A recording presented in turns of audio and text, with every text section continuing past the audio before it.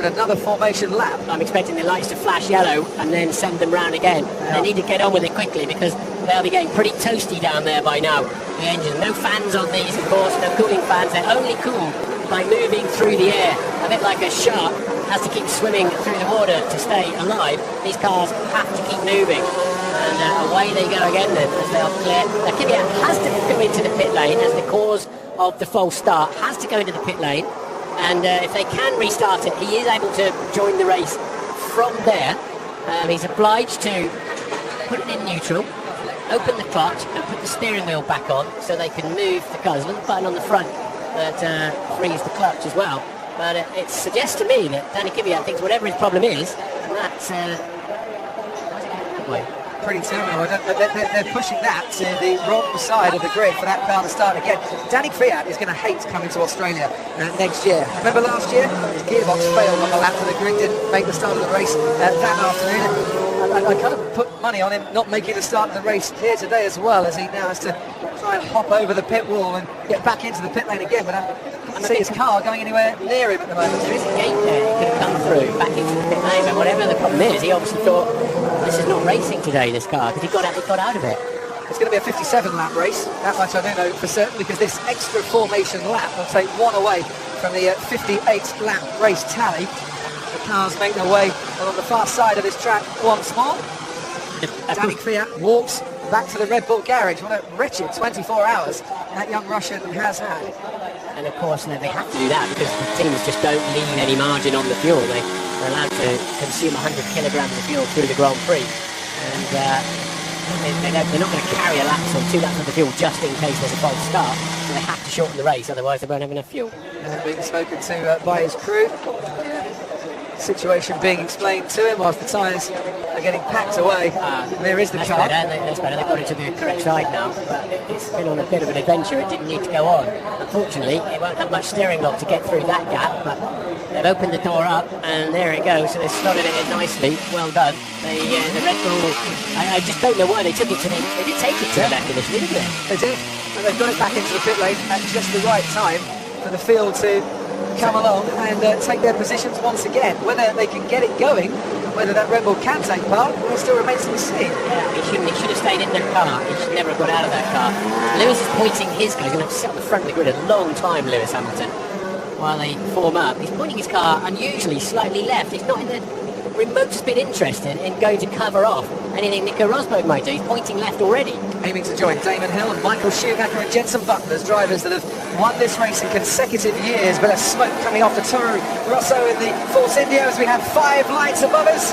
And it's lights out and away we go. It's a great start from Sebastian Vettel, and he is already alongside and ahead of both Mercedes. Nico Rosberg on the inside, Hamilton on the outside. Vettel takes the lead into the first corner. Hamilton's down in fourth lane now. Vettel's Max Verstappen comes past him, and now he's under pressure from Felipe Massa as well. It's Ferrari on the out 2 as Hamilton has the Williams for company. Into turn 3 we go. Kimi Raikkonen holds off Nico Rosberg. Verstappen then follows them, and Valtteri Bottas ahead of Hamilton. Then comes Sainz and Daniel Ricciardo and Nico Hülkenberg, and then the McLaren and Fernando Alonso. But what a start for Sebastian Vettel. There's a very smoky red. I think it was Magnussen at the back of the field having some kind of problem, but they were the issues we were expecting as Joe Palmer gets pushed wide in turn 7 of getting these cars underway with the single clutch as Hamilton thinks about coming up the inside of Massa and then thinks better of it.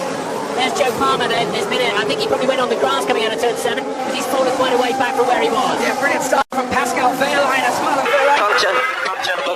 Okay, understood. Box this lap. Magnussen's coming into the pits. He didn't start here last year. His car failed on the way to the grid. He might not make it to the end of lap 2 this year. As Nico Hülkenberg has gone past Daniel Ricciardo, you can see there on the first lap. I said Pascal Wehrlein had a great start. He's up to 15. Sebastian Vettel leads Kimi Raikkonen as they come around the final corner now. We look through the midfield. Lock up there from Hülkenberg. Alonso holding position. He's now in 10th place just ahead of Jolyon Palmer, and out in front Sebastian Vettel 1.5 seconds clear of Kimi Raikkonen. Then comes Nico Rosberg and Max Verstappen, and then comes It's Felipe Massa and Lewis Hamilton. Hamilton down in 6th place. And Sainz, Hockenberg, Ricciardo, and Alonso in the top 10. And there's Valtteri Bottas having a little look at Nasser in the Sauber. Can't get past it. That start means that we've got a Grand Prix on our hands, well worth watching, because Hamilton's got a lot of work to do on a track that's notoriously difficult to overtake on, despite some of the long straights.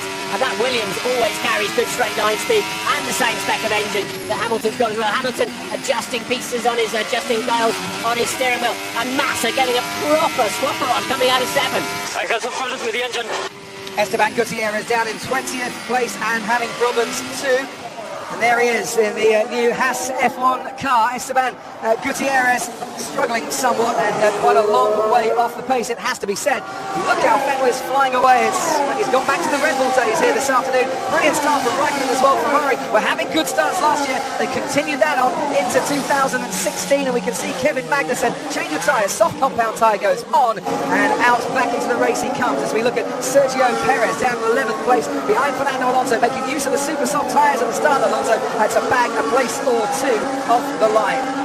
Danny Kvyat still not in this race. On the timing screen it says he has retired. Magnussen back out onto the racetrack as Vettel now it leads by 1.7 seconds.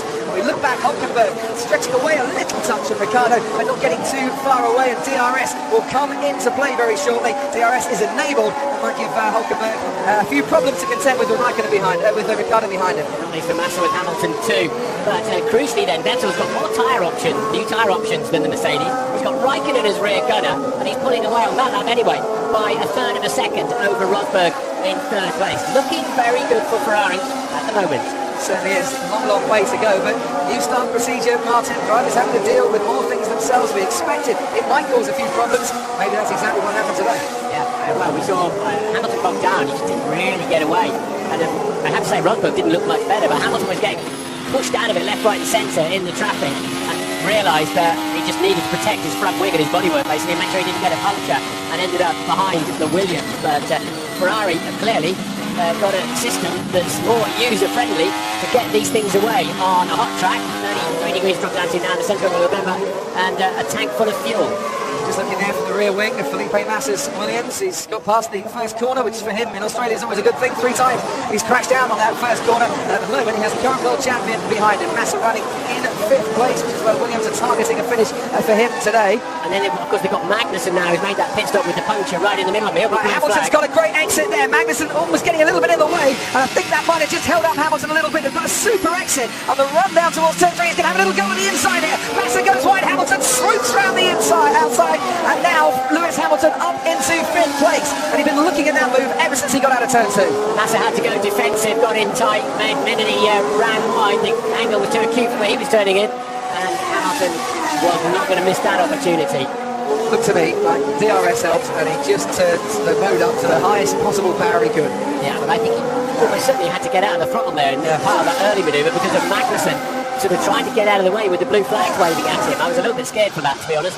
When that's where I went upside down. It's very tight in there. You can't always see what's going on. What a start from Sebastian Vettel that was.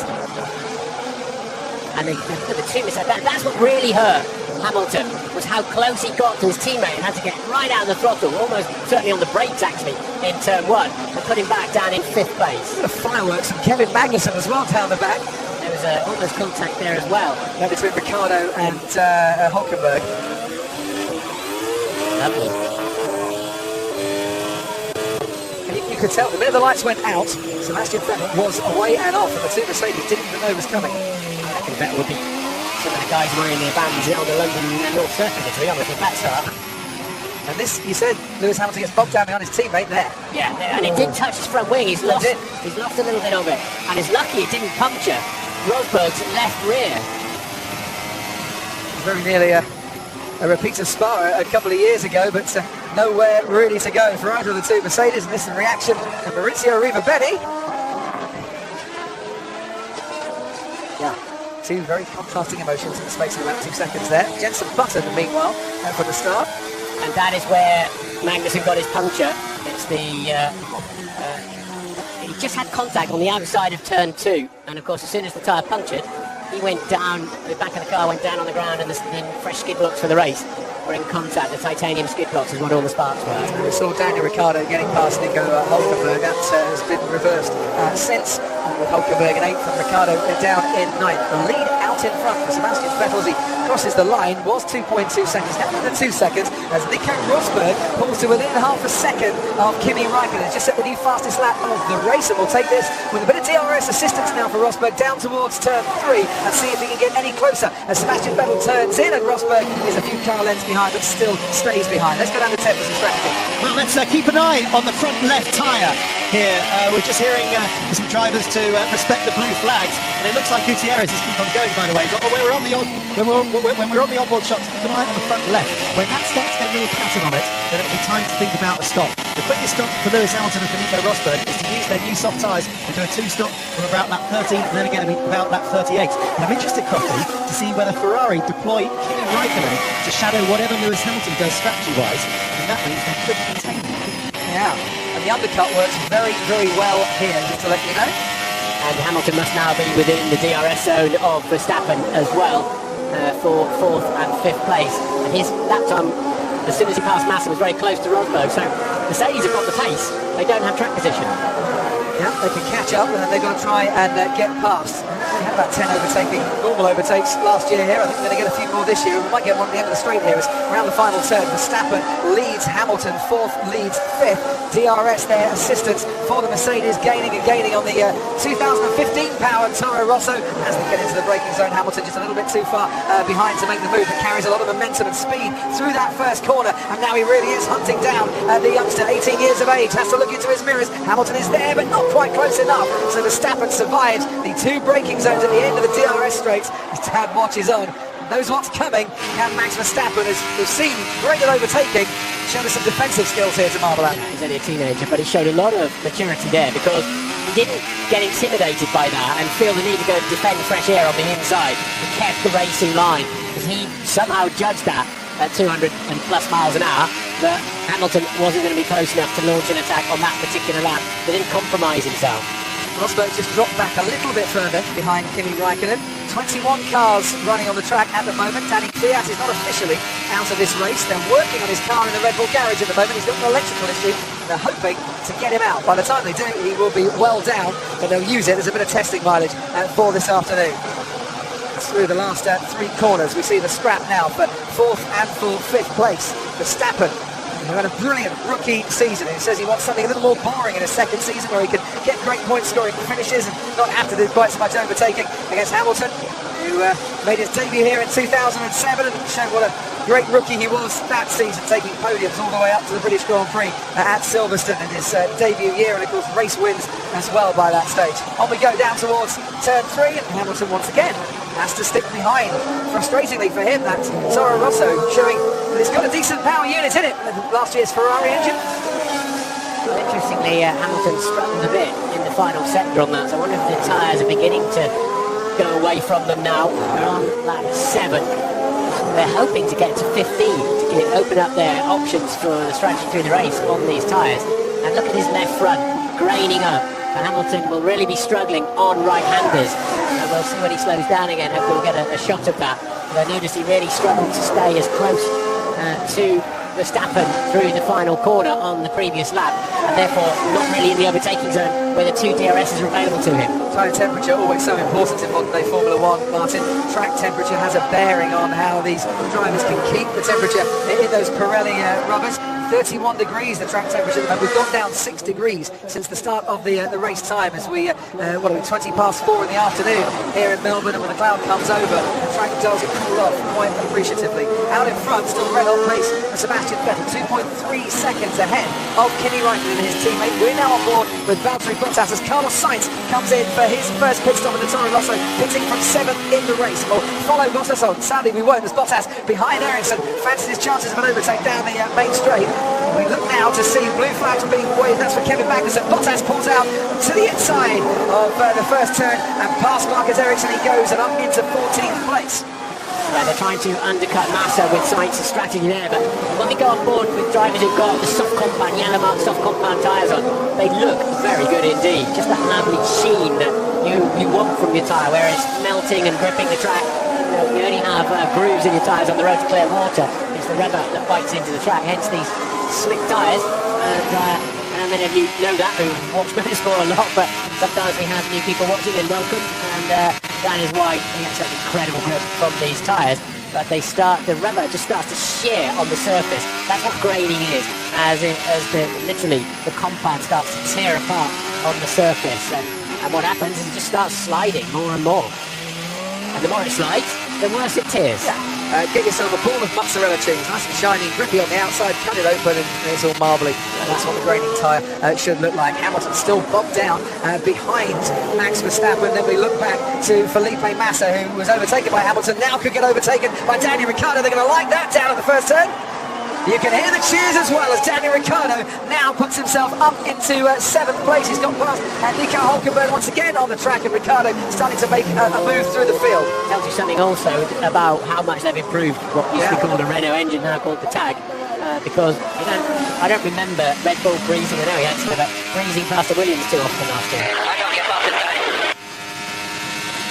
As we hear from Hamilton, Valtteri Bottas is now past Pascal Wehrlein, and he's up into 13th place. Ted, we'll go down to you. Yeah, 5 browse on the Mercedes pit wall properly while they figure out where their race pace has gone. Have the tyres just grained up on Rosberg as well. Rosberg not able to counter Kimi Raikkonen. I thought he'd be up against the back of the Ferrari's gearbox and challenging him at this point, but not so. So they're just thinking about whether they make an early stop and maybe trying to dent Ferrari's pace on an undercut with fresher tyres, Crofty, or actually extend it. Oh look, is that a little preparation of some tyres perhaps in the Mercedes garage? Maybe extend the stint with Lewis Hamilton and switch Lewis to a 1 stop. Well, that's what they've just said to him on the radio. Okay, Lewis, just take it easy. We'll extend this stint. And they're having to think on their feet just a little bit about that. And it is one of the 25 topics they are allowed to talk to the driver about on the radio now, is race strategy. I mean, what Lewis just said about I can't get past this guy, I don't believe they're allowed to say anything back to him now about, well, try this, do that. But we've seen him twiddling the dials on his steering wheel and trying all the tools he's got in there in terms of differential settings, brake bias, engine power. And I think that was Lewis saying, right, I've tried everything I've got and I can't pass him. Think of something else, boys, back there. Felipe Massa's really struggling out there. I wouldn't be at all surprised to see him in the pits in a minute. What we are seeing in the pits is Felipe Massa instead. The other Brazilian whose name sounds like Felipe Massa, Rocky and Fred, for the time being, but he just put in a 1:36.1 as Felipe Massa. It's around about 3.3 seconds slower than Daniel Ricciardo, who'd just overtaken him. Leader lapping in the 1:32s, big 1:32s at the moment, as is 2nd place Kimi Raikkonen, as is 3rd place Nico Rosberg. 2 Ferraris and a Mercedes in the top 3 at the moment. And we get down to this battle. Verstappen with Hamilton still behind him, now just inching into that DRS range. He will be able to attack Verstappen again if he can certainly get close enough. 5 seconds behind this comes Daniel Ricciardo, and then Felipe Massa, Hülkenberg, Alonso in the points, Sergio Perez running 10th at the moment for Force India. Hülkenberg and Perez, the leading soft tyre compound runners as it stands. So they were able to say under the rules, yeah, we're just going to take it easy, we're going to extend this stint. That's a strategy situation that got included an hour or so ago. And so Lewis has sort of settled more into that position, but Ferrari probably upper hand everywhere at the moment, haven't they? Yeah. They've got decent pace, they've got track position, they've got, with Vettel, more new tyre possibilities, shall we say. But I imagine this soft tyre will be, the yellow mark one, will be the hot ticket this afternoon. Valtteri Bottas is now behind Jolyon Palmer. GP down a little bit there. Palmer made it very difficult for him indeed. Palmer is still making it very difficult. Well defended, Jolyon Palmer. Valtteri Bottas thought he had that. He might still have it as Palmer just gets onto the dirt a little bit and gives Bottas the chance to fight back going through 5 and 6. But he does hold his place in the end as the British driver. This the battle, the scrap for 11th and 12th. And still Valtteri Bottas is coming back at him. Williams, Mercedes power against Renault power. And through the chicane does go Valtteri Bottas. He had to work hard for that and he showed his credentials, didn't he, the young Finn? Well, the young Brit had showed some great defensive qualities beforehand. And Palmer's now coming back at him again, but doesn't get the chance into turn 10 to retake his place. Well, we saw when he became GP2 champion, his racecraft was excellent as Rosberg pits from 3rd place. And they were preparing the tyres, Ted. It was for Rosberg first. Yeah, it's the soft tyre, so they are going to try and go long on Lewis Hamilton's strategy. It's the only way, really. Wow, that was a quick exit. The front chain man had to get out of the way. Pretty smart on Nico Rosberg's pit stop. So that's a change to the soft tyre now. Ted, does he get out though? Ted, hang on 2 seconds. Does he get out ahead of Nico Hülkenberg? He does. Only only just by a matter of inches. That is utterly crucial for Nico Rosberg's race that he did that. So that is why he was in such a hurry to get away, because if he'd been stuck behind Nico Hülkenberg on the soft compound tyres, lapping for quite a bit longer to come, that would have really ruined Rosberg's chances. But by a matter of inches, boy, did he get away with that for the time being. Got to be another strategy. I'll be stuck with this guy behind. Yeah, copy that, Lewis. We're going to try and go long on this. Switching our strategy, I reckon. Unfortunately for Lewis and Verstappen as well, if they pit now, they will come out behind Hülkenberg and go, who started on those tyres. Perez is 5.7 seconds behind Hülkenberg. They might be able to slot in that gap. But that was, as you rightly said, David, that was crucial for Rosberg to get through there and then make good use of his fresh tyres. If you see the red lights flashing on the back, for two reasons. One is that means the pit lane limiter is on as Vettel then pits. Vettel pits for Ferrari. I'll talk about that in a moment. Ted, down to you. And it's the red stripe super soft tyre, so this is the why they didn't do an extra lap at the end of qualifying. They were saving this very tyre with the red stripe, the super soft, the nice grippy one. Doesn't last very long in the stint, and you wonder whether Ferrari actually need to do this, don't you, Crofty? Yeah. But that commits Rosberg to his two-stop, by the way, as it does better. It certainly does, but look there, the undercut that they've tried Mercedes with Nico Rosberg might just have worked to great effect, because here comes Rosberg. He's attacking Sebastian Vettel. Into turn 3 we go. Vettel just stays ahead, but look how much closer the Mercedes is by pitting one lap extra for new tyres and getting the fresh pace from it. Verstappen also pitted there. That's freed up Lewis Hamilton for the time being as well. But boy, have we got a race on here in Australia on this opening race of the season. Mercedes getting the starts all wrong, Ferrari benefiting. But I'll tell you what, Martin, we are much, much closer now after the first pit stops for Vettel and Rosberg. Yes, and refreshingly and pleasingly, Ferrari have got good race pace. They can take the fight to Mercedes. I can't help but feel Mercedes are still in clear air, got the faster car, but it's not fast enough to make a real difference, while Ferrari have got track position. I'll talk to you again now about those red lights flashing. One tells you the pit lane speed limiter is on as they're in the pit lane. The other tells you they're harvesting electricity with their motor generator units as to warn the driver behind that even though they're on full throttle, the car might slow down a little bit. Come on, Roxley, my front's really suffering.